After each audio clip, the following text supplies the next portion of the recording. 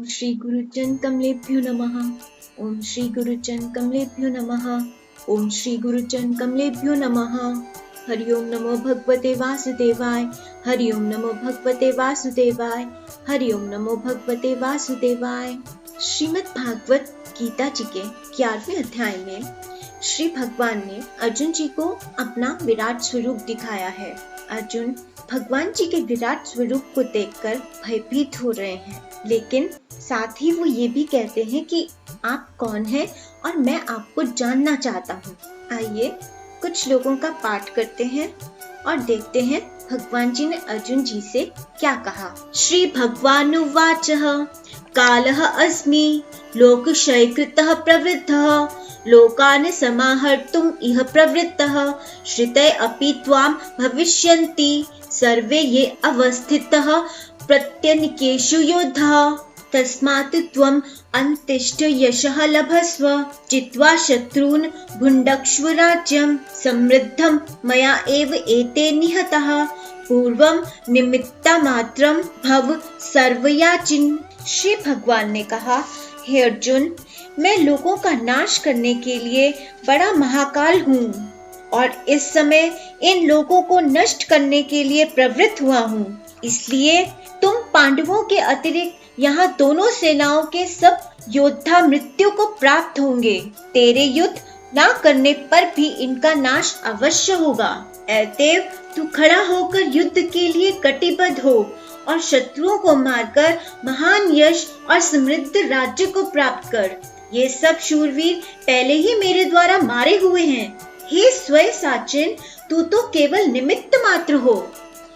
द्रोणं च भीष्मं च जयद्रथं च कर्णं तथा अन्यान् अपि योद्धवीरान् मया हतान् त्वं जहि मा व्यथिष्ठा युध्यस्व जेतामि रणे सप्तनान्।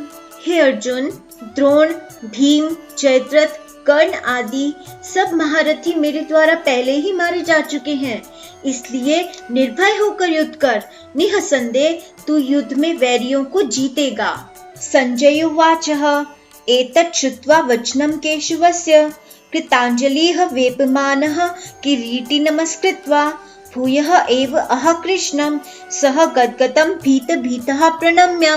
संजय ने धृतराष्ट्र से कहा, हे राजन, श्री भगवान से इन वचनों को सुनकर भयभीत अर्जुन कांपता हुआ हाथ जोड़कर बारंबार प्रणाम करके गदगद वाणी से बोला। अर्जुन उवाचः स्थाने ऋषिकेश तव प्रकीर्तया जगत् प्रहर्षयति अनुरज्यते च रक्षांसि भीतानि दिशः द्रवन्ति सर्वे नमस्यन्ति च सिद्धसंगा कस्मात् च तेन न मेरन् महात्मन् गिर्यसे ब्राह्मणः अपि आदि कर्त्रे अनंत देवेश जगन्निवास त्वमक्षरं सत् असत् तत्परं यत्। हे ऋषिकेश, आपका नाम संकीर्तन सुनकर संपूर्ण विश्व अति हर्षित और आप में अनुरक्त हो रहा है। सभी सिद्ध प्राणी आपको प्रणाम करते हैं, जबकि राक्षसगण भयभीत होकर दिशाओं में भाग रहे हैं। यह सब योग्य ही है। हे महात्मन, आप ब्रह्मा के भी बड़े आदि करता हैं। वे आपको नमस्कार कैसे न करें, क्योंकि हे अनंत, हे जगन निवास, आप ही तो सब कारणों के कारण और इस जग के परे परम अक्षर हैं। त्वम् आदि देवः पुरुषः पुराणः त्वम् अस्य विश्वस्य परम निधानम् वेत्ता असि वेद्यं च धाम त्वया ततं विश्वस्य अनन्तरूप वायुः यमः अग्निः वरुणः शंशकः प्रजापतिः त्वं प्रपितामहः च नमः ते अस्तु सहस्रकृत्वः पुनः च भूयः अपि नमः ते। हे नाथ, आप आदिदेव और सनातन पुरुष हैं। आप ही इस प्रकृति जगत के एकमात्र आश्रय हैं। आप सब कुछ जानते हैं और जो कुछ जानने योग्य है वह भी आप ही हैं। हे अनंत रूप, यह संपूर्ण सृष्टि आपसे व्याप्त है। आप वायु, यमराज, अग्नि, वरुण, चंद्रमा, प्रजा के स्वामी, ब्रह्मा और ब्रह्मा के भी पिता हैं। अतएव आपके लिए हजारों बार नमस्कार है, फिर भी बारंबार नमस्कार है। नमः पुरस्तात् उत्पृष्ठतः ते, नमः अस्तु सर्वतः एव सर्व, अनंत वीर्यः अमित विक्रमः त्वं सर्वं समाप्नोषि ततः असि सर्वः।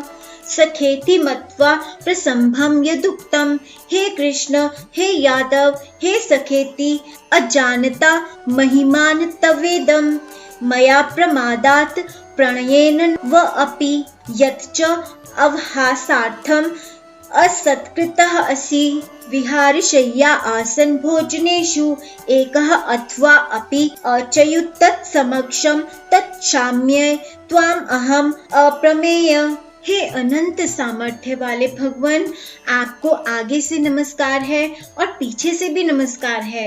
हे अमित पराक्रम, आप सब संसार को व्याप्त किए हुए हैं, इसलिए आप ही सर्वरूप हैं।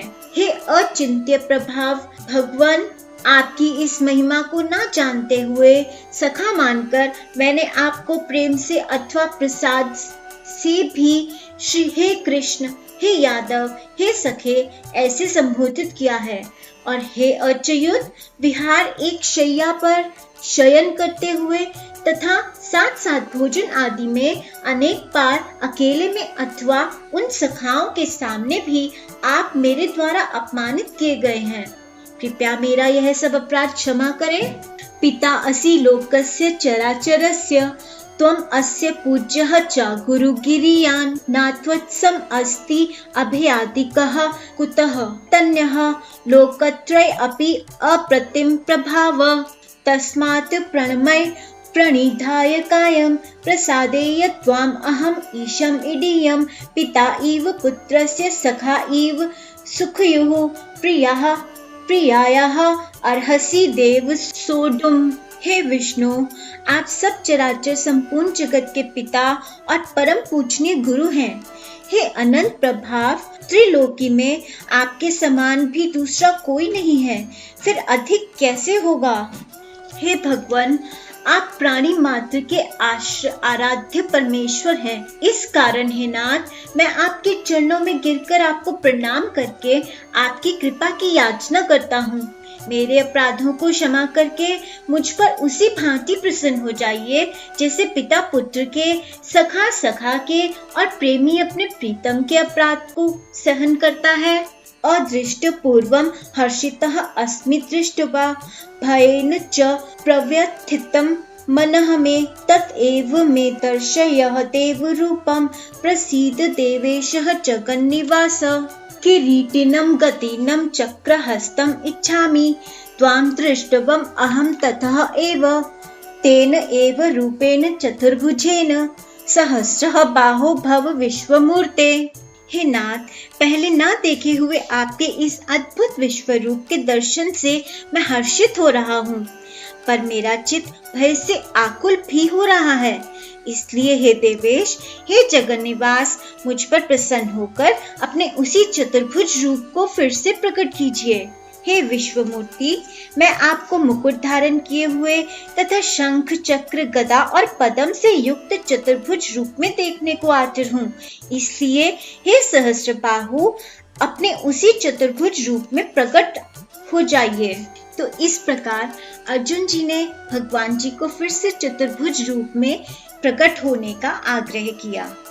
साथ ही अब अर्जुन जी ने जब भगवान जी का ऐश्वर्य देख लिया है तो प्रेम में आकर, प्रमाद में आकर भगवान से अशिष्टतापूर्ण की गई बातों पर अब अर्जुन को ग्लानि हो रही है और वे भगवान जी से क्षमा भी मांग रहे हैं। देखा प्रेम में ऐश्वर्य आ जाने का प्रभाव।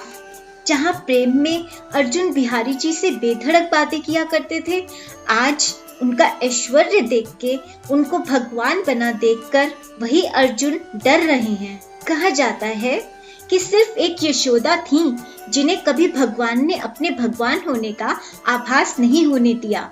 मुख में सारा संसार दिखाकर फिर अपनी माया से भुला दिया, सिर्फ प्रेम के लिए।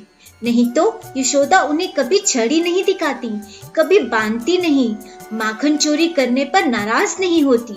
वो भी उन्हें भगवान ही मानती और उनसे भयभीत रहती। तो आज के लिए बस इतना ही। आगे भगवान जी ने अर्जुन जी को कैसे अपना चतुर्भुज रूप दिखाया वो अगली वीडियो में देखेंगे। तब तक के लिए आप नाम जाप करते रहिए। हरिओम नमो भगवते वासुदेवाय, हरिओम नमो भगवते वासुदेवाय, हरिओम नमो भगवते वासुदेवाय। जय बिहारी जी की। कृपया मनन रसामृत को सब्सक्राइब करना और शेयर करना ना भूलें। शुक्रिया।